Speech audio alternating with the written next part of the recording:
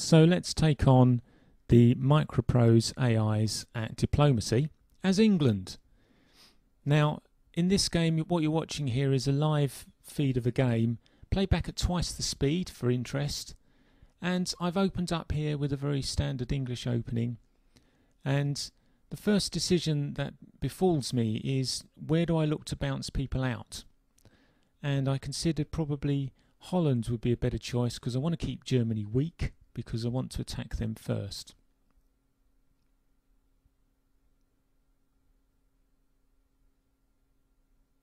Now I'm going the fully committal route up to the Barents Sea there, because I'm not afraid of a French backstab in the early stages of the game, because I know the AI.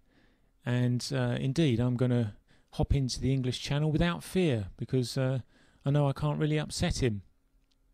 Although I'm not going to attack France for a while, I'm just going to use it to gain access to Belgium. Now with these AIs, a number of the moves that you'll see me make won't work, and I know they won't work. And the reason I do it is because eventually, sometimes it will change its mind and it will work. And so when you reach a stalemate situation, it's worth keep plugging away just in case you get what you want.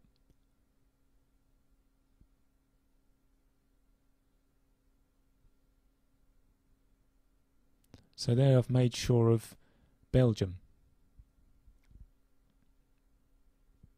Now the idea for me here is I just want to make sure I get at least one gain every turn, because the point of these videos is it's a kind of as quick as possible win I'm trying to show you, but it is warts and all, and sometimes I make mistakes, and that makes the game more interesting.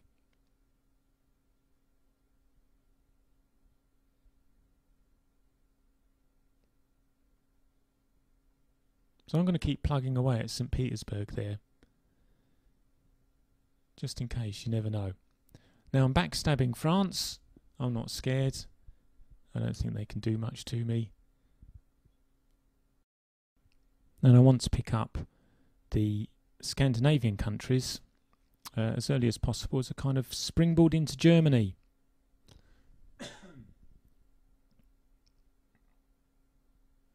At the moment, still building fleets. You'll see I put one over in Liverpool there. That's so I can start the campaign against France, this being a speed game.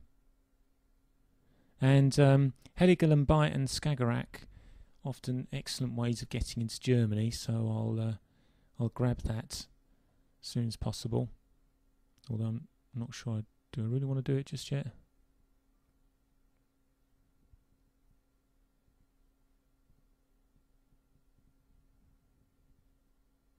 Sometimes I have to put orders in a few times because it's very fussy over selecting an area to move into, so that's why you'll see repetition. Sorry about that. Yeah, I didn't decide to do it here. I self-stood off instead. Better to keep hold of the North Sea.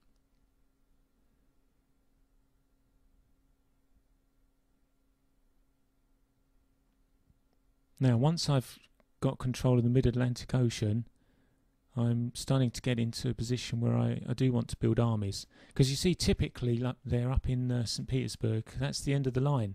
Can't make any more progress unless I can get a second army moving there. Also, at the moment, Germany's weakened, but is not weak. So, a bit of work to do. That's why I need armies.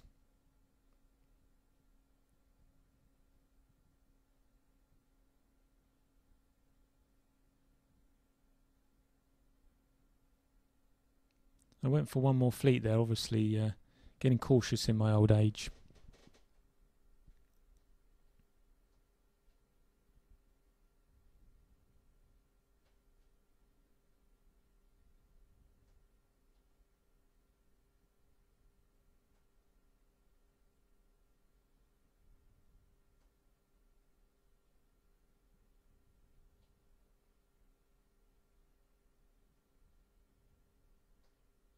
Yeah, maybe I did that as well because it's not quite won in Russia yet. I'll need a bit more support round there, and therefore I need an extra fleet.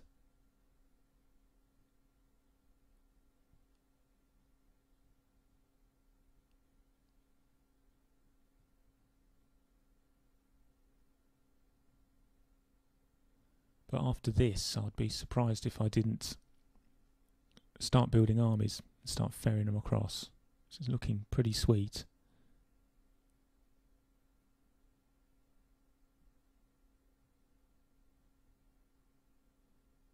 That support into there should put paid to Scandinavian countries, and I've then got an excellent springboard to come down, concentrate everything on, well, Germany and France. So in a real game, of course, I wouldn't play like this, because you just incur the wrath of both of them, Germany and France, and they just gang up on you.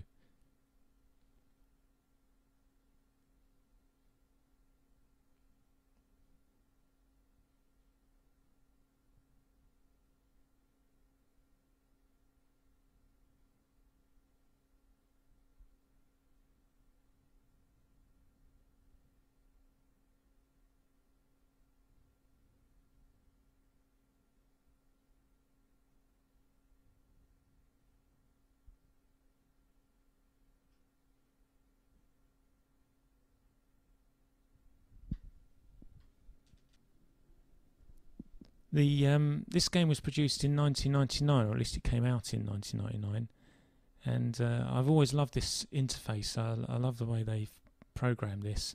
The only thing that's disappointing is the way the AIs play. They can play the opening year fairly successfully, but it's once they get a taste of success, it seems to lose its way a little bit. And of course, it doesn't really do the diplomacy side justice at all. In fact, you're not really motivated to do any diplomacy with them, because you can beat them anyway.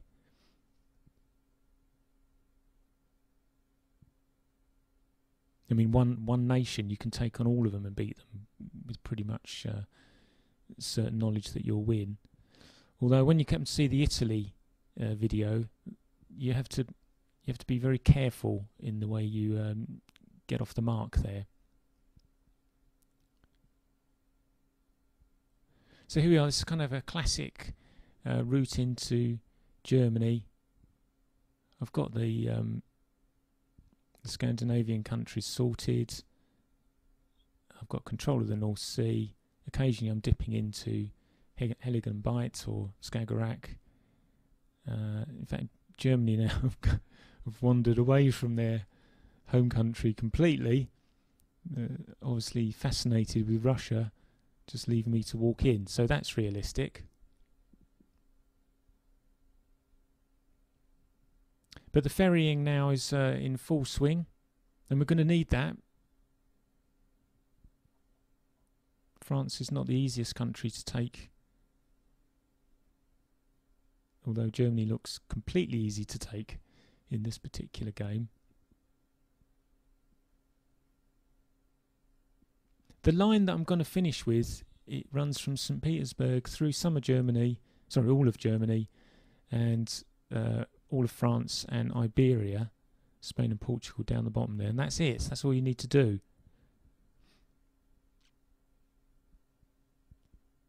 I suppose for entertainment's sake, you could try to not attack France and see if you can go through the centre of Europe against the AIs, I mean.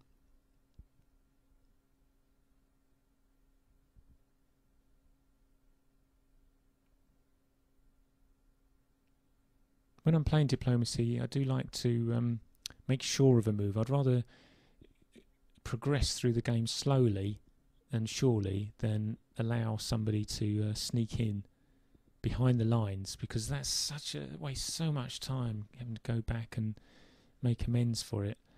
As you'll see in the Turkey video, I let that one run with a mistake just because it was fun. But also, with Turkey in this particular group of AIs, you do have to play slightly strangely, because this the programming here tends to favour Russia, Austria, and therefore, because Russia and Austria play better than the others, Italy and Austria never attack each other, it seems, when it plays both of those nations. Italy is therefore a barrier for Turkey, and it can well go Turkey's way. So you're effectively up against 3, which is really tough at diplomacy. So in order to break through that, you're going to have to come up with something bizarre to throw it off. Anyway, I'm digressing horribly here. With England, you can see I'm just basically polishing off France, and we're getting very close now.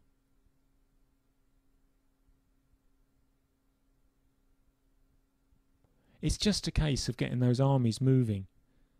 So it's slow, but sure. I mean, there's so many of those armies now ready to pounce.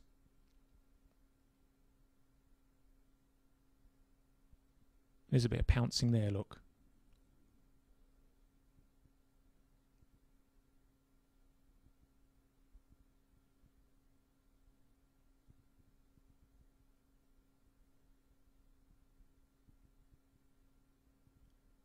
By the way, feel free to comment. If you see that I missed something obvious, please comment. If you like the way the game was played, please comment. Do you play the AIs just for a bit of speed entertainment? I mean, we all know it's not proper diplomacy, but, you know, this was played... most of the games that I've played in this series took between 12 minutes and 30 minutes to complete, depending on who I was playing. So it's quite a nice way of spending, you know, a short amount of time.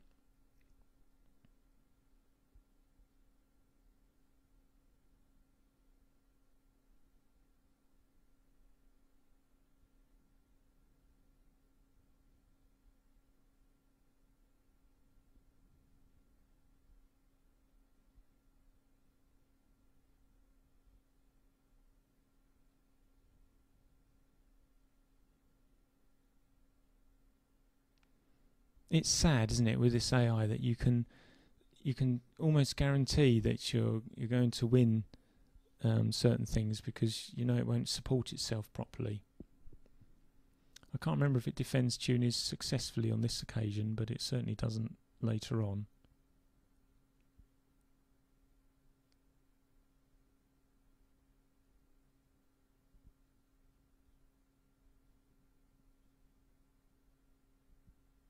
No, I didn't get in on that occasion.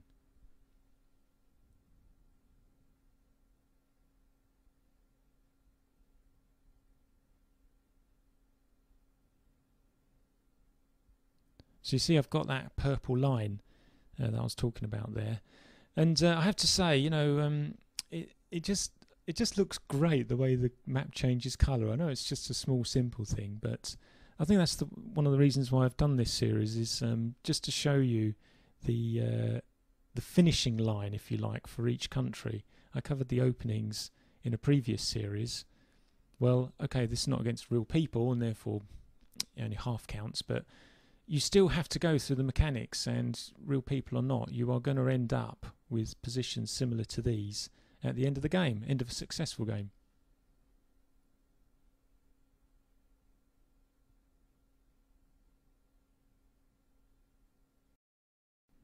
So that's it, 18 exactly. That's a whole game with England in under 14 minutes. More diplomacy stuff at historygamer.com.